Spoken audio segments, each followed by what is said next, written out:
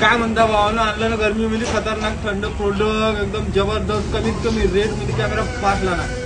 बघू शकता तुम्ही, आपण आणला खतरनाक कूलर, एकदम एसीची फिलिंग बघू शकता. यात कलर वगैरे मिळून जाईल तुम्हाला, काय टेन्शन नाही, एकदम जबरदस्त. बघून घ्या तुम्ही प्रोडक्ट, एकदम मक्खान पुरे एसीची फिलिंग देणार आहे तुम्हाला, फुल एसी.